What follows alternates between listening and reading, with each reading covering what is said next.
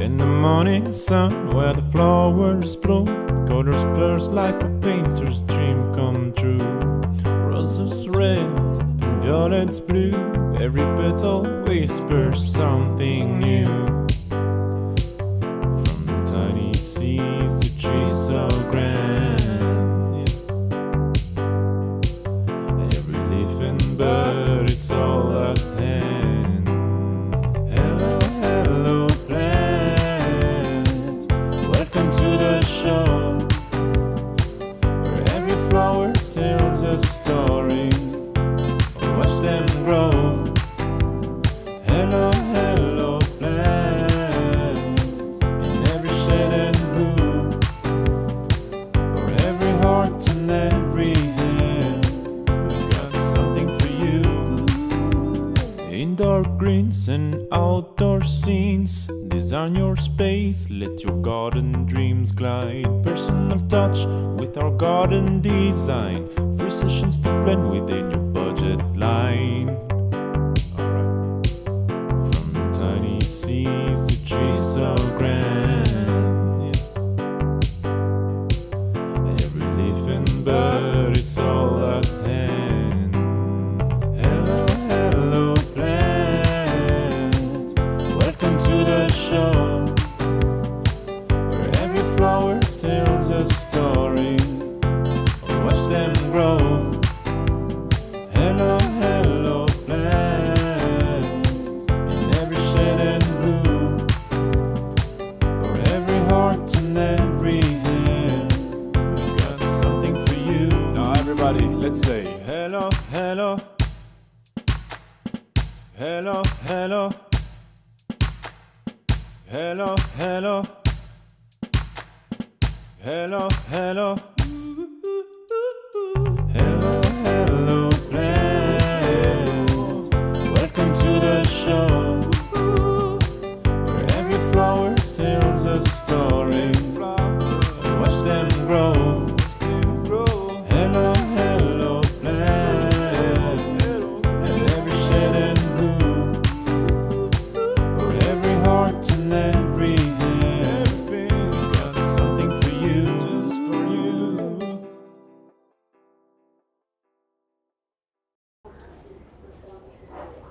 Hi everyone, and welcome back to our live Q&A. I'm your host Danae. I'm here with Chris. This is a space for you to ask any and all gardening questions, any problems you've been having. If you are about to renovate your garden and you just have no idea what to do, want some tips, any advice, we welcome any and all questions. How you doing today, Chris? Good, thanks. Great. We also we run this every Monday, 12 p.m. on whatever platform you are on right now, but we also do other lives as well. We've got a really exciting one coming up tomorrow about lawns, so tomorrow at 12 p.m. on whatever platform you are. So make sure you pop that in your calendar and head on over to that live as well. So if you have any questions, please comment them below. We're going to answer them live here. And so you ready to answer some questions, Chris? Yeah, ready to go. Perfect. All right, let's start off with Gareth's question. Do silver birches need lots of water when they're young, and what's the best condition to grow them in?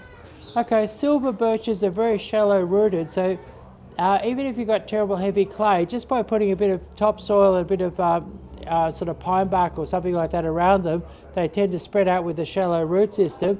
And the unfortunate thing about birch is that they need lots of water when they're young and quite a bit when they get older, because they have quite a high water requirement.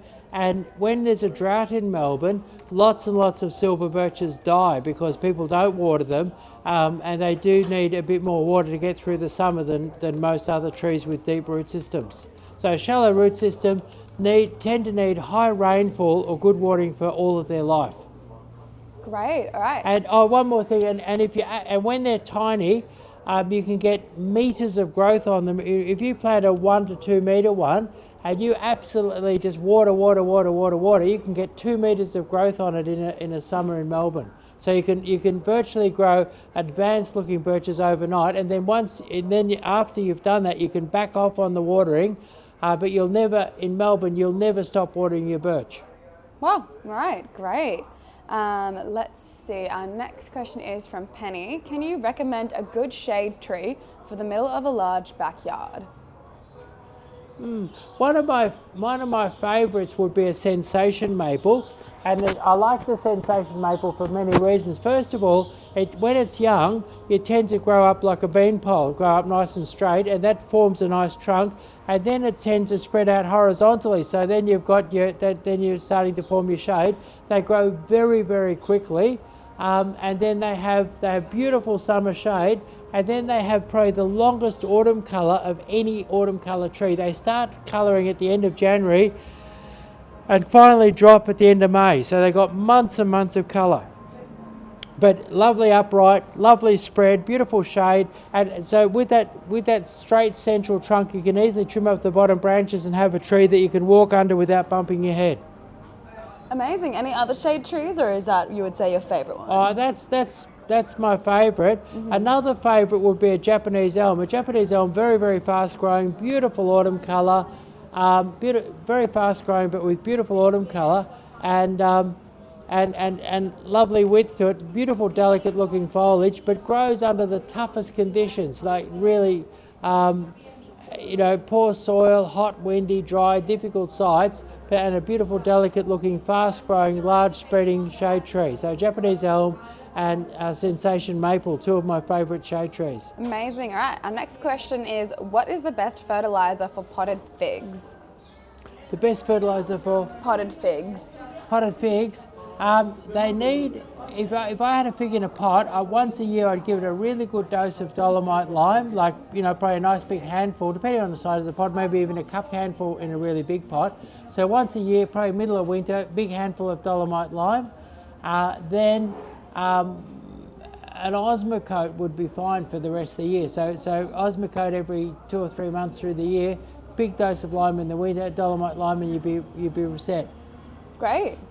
So yeah, if you have any questions at all, just comment them below and we'll answer them live here.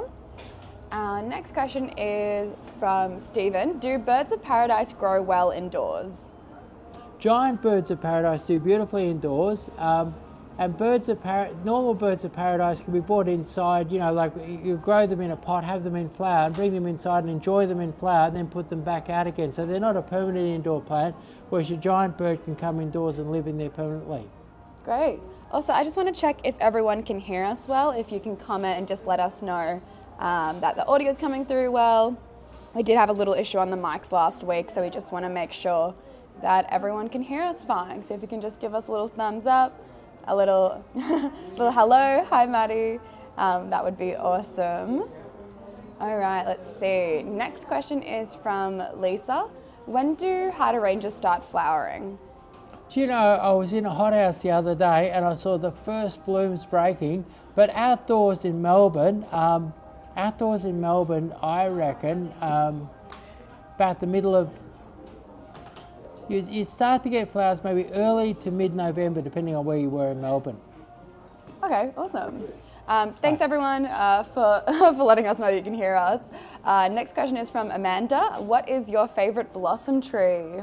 I think your beautiful, it's hard to think, there's so many really nice ones, but I think overall it's got to be that lovely double pink Prunus Bleriana, the double pink flower, because it's got fragrance and it comes nice and early, and it comes when the weather's cold nice and early, and you seem to get a good month out of it, whereas as you get up into the warmer weather, some of the, like I had one beautiful blossom here, and it reached its peak on Friday, and it's pretty much buggered on Monday. So oh my! Yeah. So I think I like the Bleriana, although because of the length. It comes early, the weather's cold, and it seems that the cold weather seems to preserve the blossom and make it last longer. And as we get into warmer weather, the blossom seems to be more and more brief. Yeah, and we got quite a couple of videos on the Bleriana, and they just look absolutely incredible. And we do have an article as well, Amanda, called The Best Spring Blossom Trees for Australia. If you just go to Chris's blog and you search up like spring blossom, you'll find the article, and we go in depth through a bunch of really, really good options and like kind of their pros and cons, what situations are best for. So yeah, feel free to have a read of that if you want to see some other options. All right, next question is when is the rose season? From Claude, when is the rose season? The rose season? Yeah. Well, the rose buying and planting season is right now, and that's, you get your bare-rooted roses now, and if you put your bare-rooted roses in now, put a bit of fertiliser on and give them a little trim, you'll be seeing beautiful flowers coming around Cup Day, and it's really Cup Day right through to about Mother's Day is your Melbourne rose season. Okay. Yeah. Awesome. So November to May? Yeah. Yeah, perfect. Yeah. All right. And what happens when when the roses die, you just nip off the dead roses as they die, then new shoots come and they're hungry plants. You've got to keep feeding them through the season, but if you nip off those dead flowers, the new shoots come with new flowers. So don't leave your rose bush sitting there with lots of dead flowers on it, because that makes it think that it can seed and it's done its job. But keep cutting them flowers off and new ones will keep coming. Yep. All right, great. Back about the hydrangeas, we've got a question here from Ken. When is the best time to plant hydrangeas? Look, right now, I was gonna really pick up our range of hydrangeas. If you plant a decent sized hydrangea now, you can have 4 or 5 nice flowers by mid-November, and have it looking absolutely stunning for Christmas time. So I reckon right now is a really good time. But really, hydrangeas is something you can plant 365 days a year. But if you get a nice hydrangea now with a bit of guts in it, you can and take it home and plant it, water it, fertilise it. Needs lots of water. You can be enjoying the flowers in mid-November. And we do have a growers clearance on right now, and there are a couple hydrangeas in that sale. So if you hop onto our website, you'll see the growers clearance, and we got some really beautiful hydrangeas part of that sale. All right, next question is from Lizzle. Can I plant grass all year round? You mean like lawn grass? Lawn grass, yeah, every day of the year you would plant it, but you might change what variety, like, and how you plant it. Like if I was growing from seed at the moment, I'd be putting in a mix with plenty of rye in it, because rye will come up in the cold weather, and as you get into warmer weather, you can grow, more choice forms of grass from seed. But often you can get a blend with rye to come up now, and then other seeds to come up a bit later.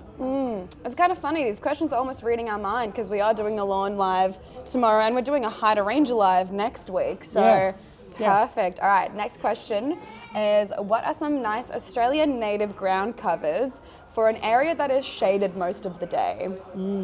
Actually, I had to do a garden design yesterday, and we were dealing with that sort of situation, and I used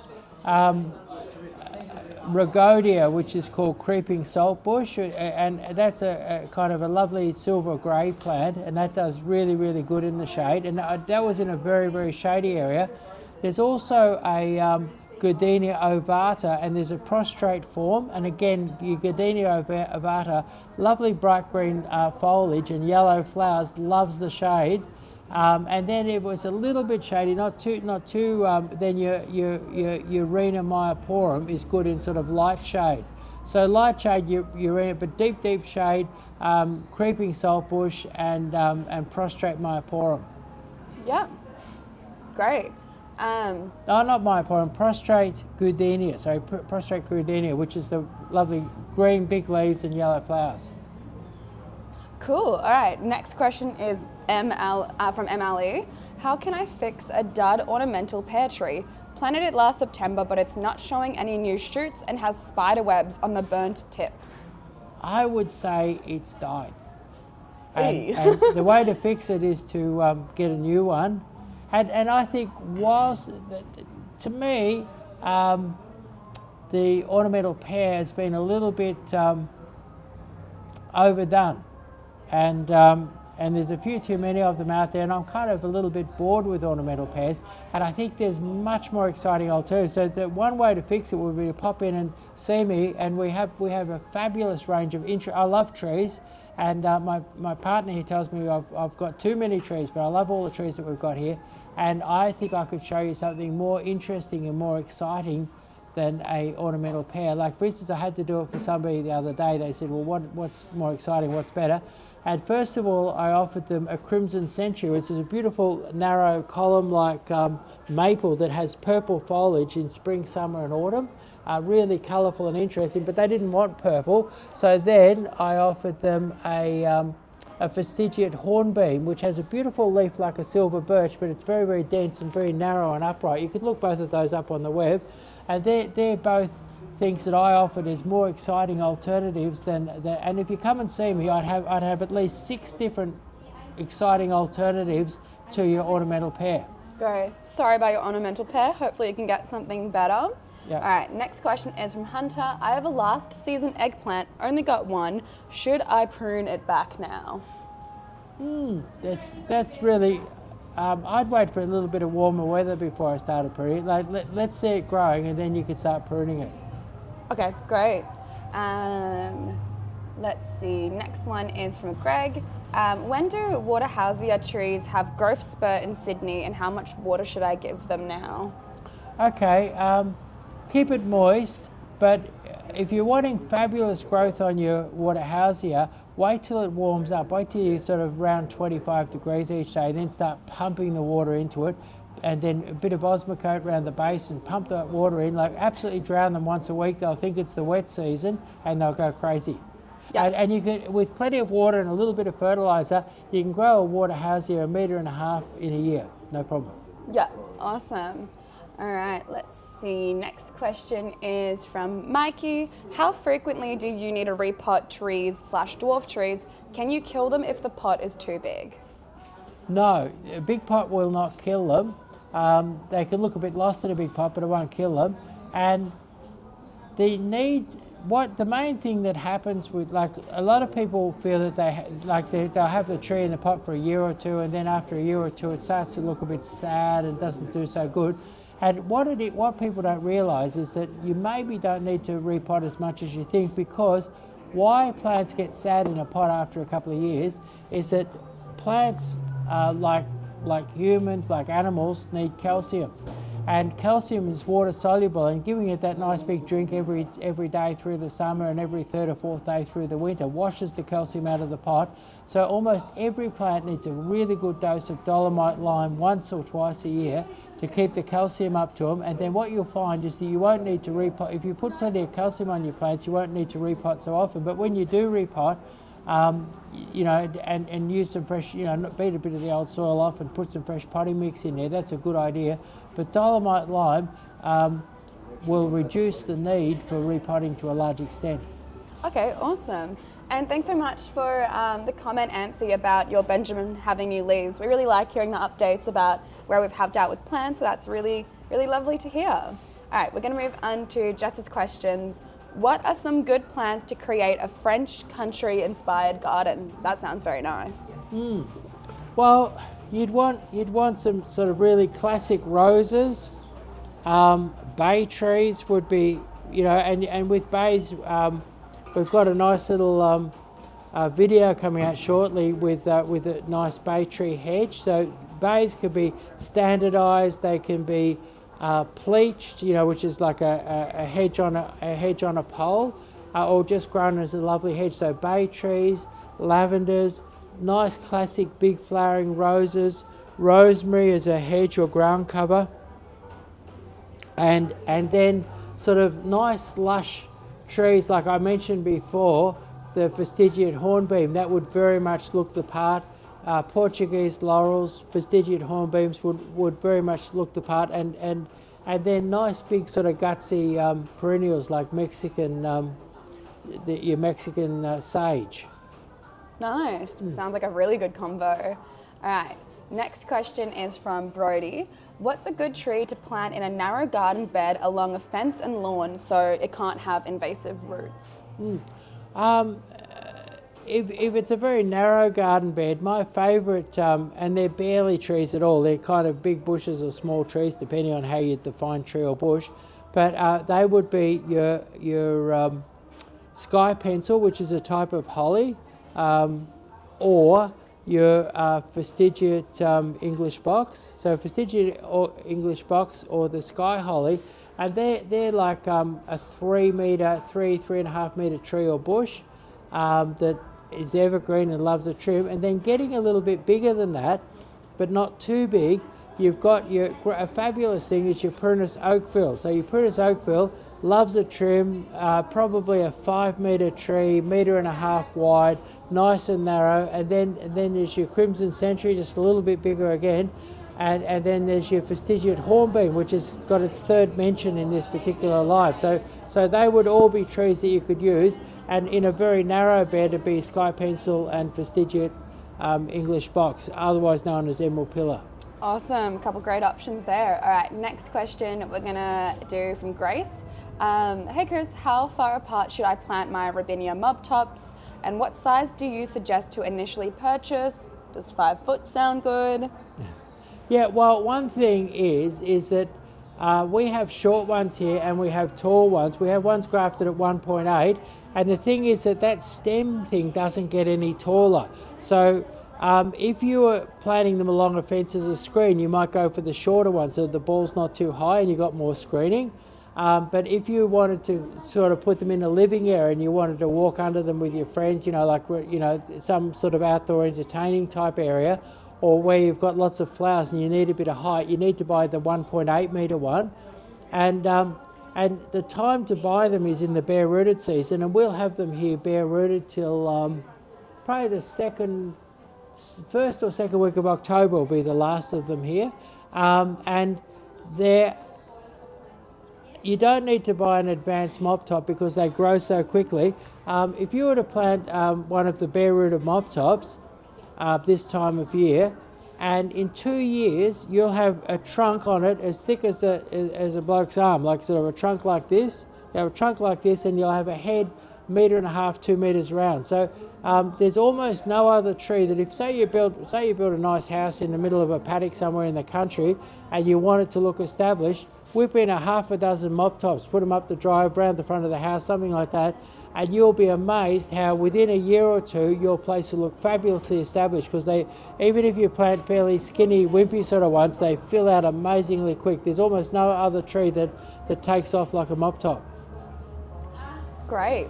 Next question from Cheshire Cat. What's the best way to grow a rose in a pot? I can't seem to get it right. Okay, so roses, roses love a little bit of lime, and they love a hot sunny spot, and they love plenty of water. So in the warm months you'd water it every day, you'd osmocote it every 4 or 5 weeks, and you put a good dose of lime on it, once or twice a year, and get them out in the hot sun, and that should do it. Awesome. All right. Next question from MJ. Just wondering what might be a good small to medium feature tree for a coastal garden with a smaller root system. Okay, I've been doing lots of sort of coastal garden designs, and the number one tree I've been using is an olive tree, and I've been telling people to cloud prune them. And recently a beautiful photo of a cloud prune one taken on the beach in Williamstown. We put up on the beach is up on the website. But because you're clipping them and cloud pruning them, you keep them small. That'll keep the root system small and make it, like a really good small tree for that coastal garden. It's got that lovely silver grey look and fits in perfectly with the coastal garden. And I'm just wondering what else. The other one that I've been using a lot in my coastal gardens is the Banksia Sentinel, which is a sort of a compact Banksia. And sometimes I also use, there's a nursery that has a few sort of reject old gnarly looking Banksias that have not made it, for normal street jobs and things like that. And I'll use a gnarly, if I get it, a gnarly old Banksia or the Banksia Sentinel. So Banksias and cloud pruned olives have been my favourite for the coastal gardens.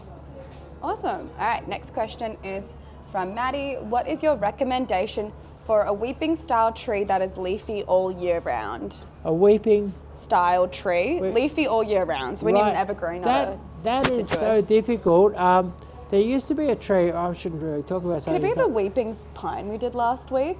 That was quite nice. Yeah, that's right. Yeah, but that's not like a weeping standard. That was a weeping all over kind of big tree. But there's a real shortage of, and there used to be a weeping evergreen alder on the market, and I'm working to get that back on the market, and that was a bit like a weeping birch that was evergreen. But at the moment, the only real choices in a weeping evergreen are your natives, a little bit hard to get, but we at the moment have some weeping grevilleas here and weeping acacias. And actually we did a lovely video on that Goldilocks, didn't we? Yeah, we did. Yeah, it's out. It's one of our recent videos, so if you scroll back through, So you'll see the natives make nice weeping evergreens, and we did a lovely video of a beautiful Goldilocks acacia done as a weeping standard in flower, and absolutely beautiful. So how would you find that one? Honestly, if you just go on any of our platforms and scroll back, you'll see it. It was posted probably last week or week before. So yeah, you'll see it on our socials. Or you could probably search it up on our YouTube, Goldilocks, and you'll find it. And in the next few years, I'm hoping to bring back the weeping evergreen alder, which is a sort of a lush European style weeping evergreen. Fabulous. All right. Next question. Also, there's one other one I just remembered, and that's the weeping blue cedar. I've got a beautiful big old one out here. A little bit expensive, a little bit hard to get, but your grafted weeping blue cedar, very interesting looking weeping evergreen. Awesome. Next question from Laurie. They live in Tasmania, have a very shady spot where at the moment only weeds grow. We would love to plant a native low effort ground cover there. Any recommendations, preferably evergreen? Okay, try a, what was it, Would Cousin It do well there? No. If it's very shady and only weeds grow there, I would grow the hoop goodenia there and the prostrate form. A little bit hard to get, you'll have to find a very good native nursery for that, but prostrate form hoop goodenia will go beautifully there. And it's a lovely big green leaves and lovely dotted with yellow flowers 365 days a year, loves the shade. Yeah, great. All right, next question from Garden Guru. What Japanese maple would be the most interesting and unique for a pot?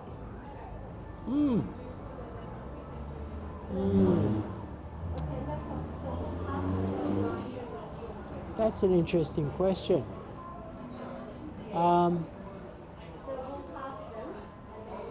Probably overall my favourite Japanese maple is a Senkaki maple, but Senkaki really need a big pot, so you'd need a big pot for a Senkaki. But Senkaki, if you Google Senkaki and just look at all the images there, you'll just see lots of pinks and oranges and yellows, lots and lots of colour all year round. So a Senkaki gives you colour every day of the year.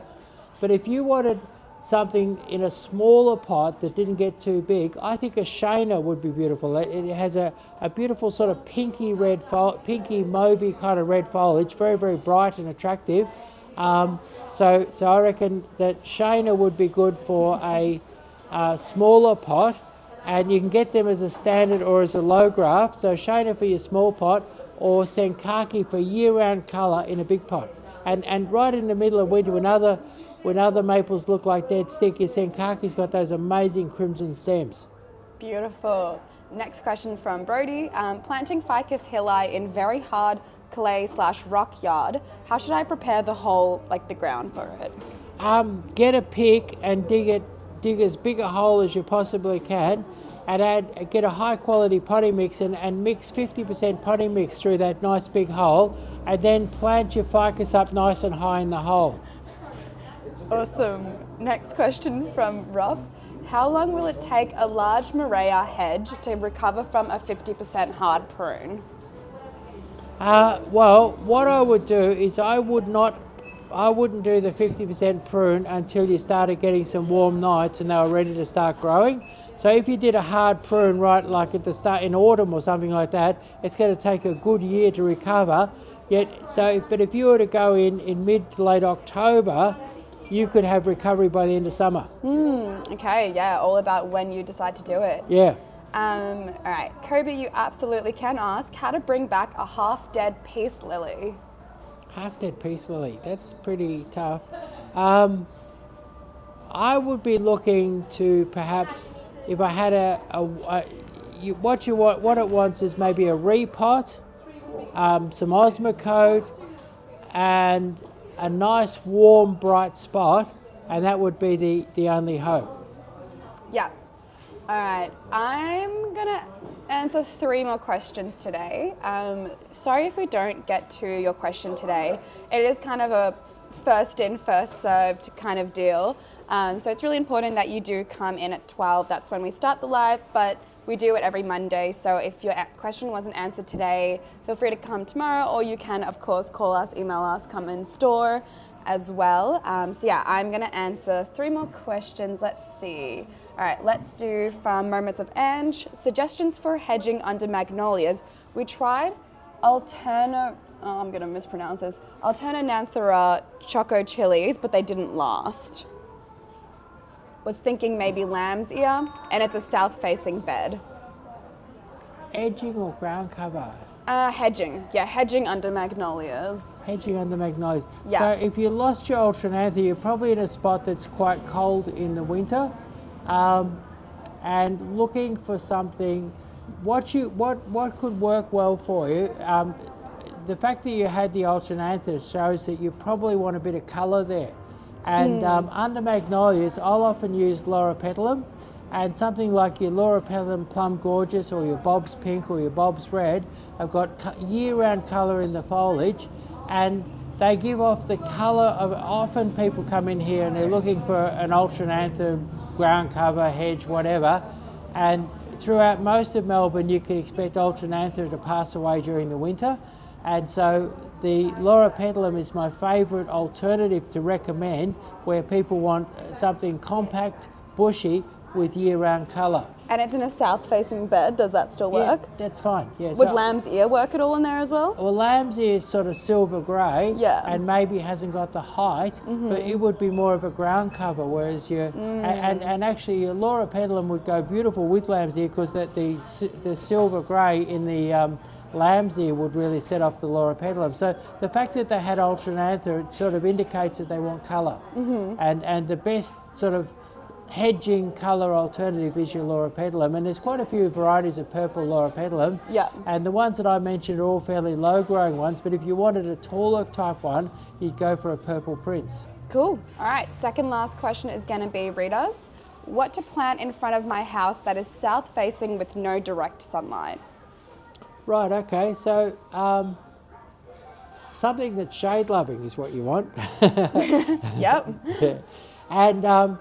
And so things like gardenia, English box, not all your boxes, but English box is certainly very good. And then there's things like Plectranthus, love it there. Plectranthus, beautiful flowers in autumn. Often I will use in a shady, you can use your Society garlic. Society garlic will grow in hot sun or deep shade, will grow anywhere. And then I was thinking that silver beacon, lovely silver grey foliage and sort of purpley blue flowers. So there's some things for you, Plectranthus.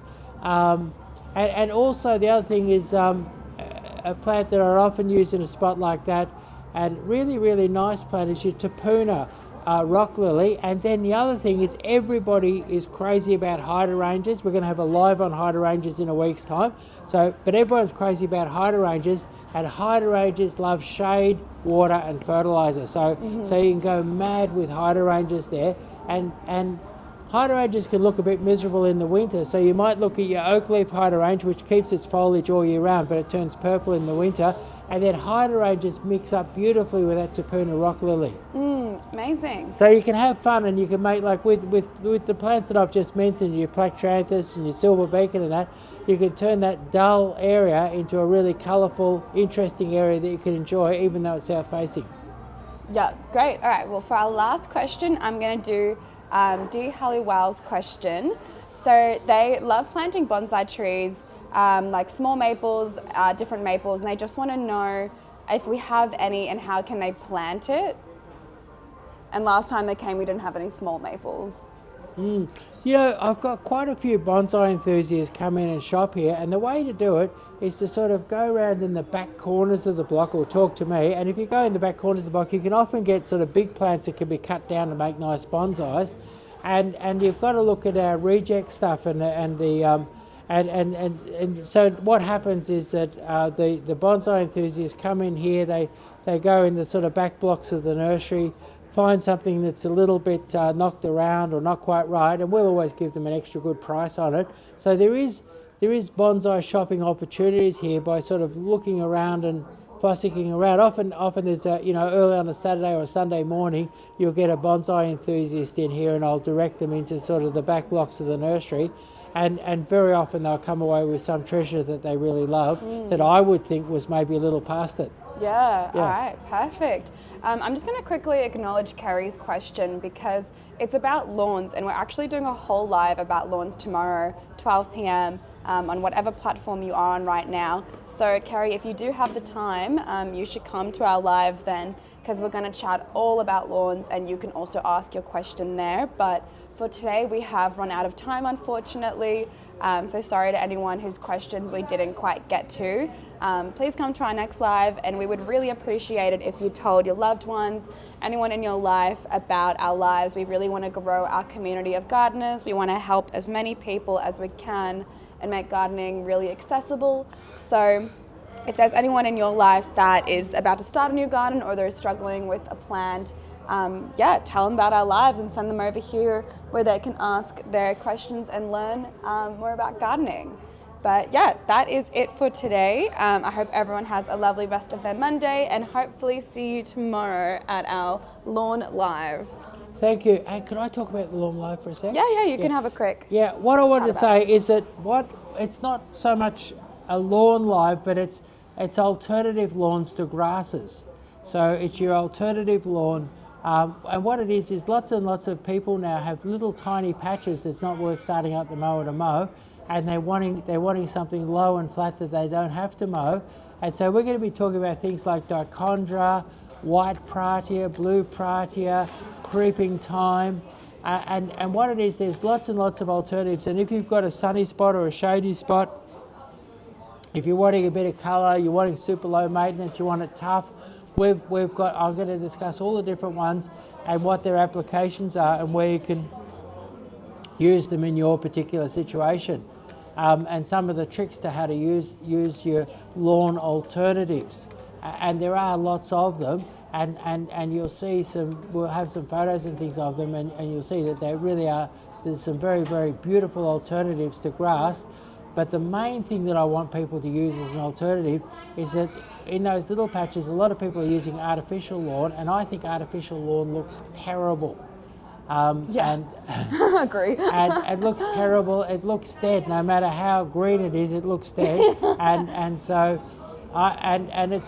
the amazing thing is that it's more expensive than real lawn. It's real expensive and real terrible. So these alternatives could be good for people to have instead of an artificial lawn. Perfect. All right. Well, that wraps up today's live, and we'll see you tomorrow.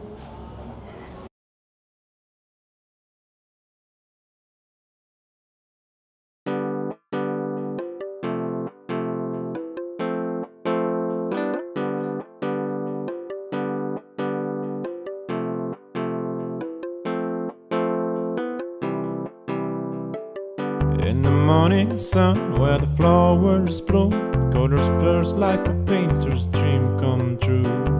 Roses red and violets blue, every petal whispers something new. From tiny seeds to trees so grand,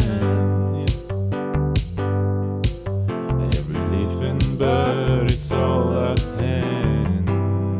Hello, hello, plant, welcome to the show, where every flower tells a story. Watch them grow.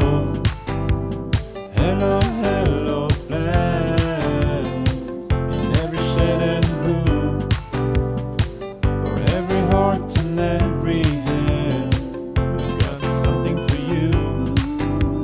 Indoor greens and outdoor scenes, design your space, let your garden dreams glide. Personal touch with our garden design, free sessions to blend within your budget line. Alright. From tiny seeds to trees so grand, every leaf and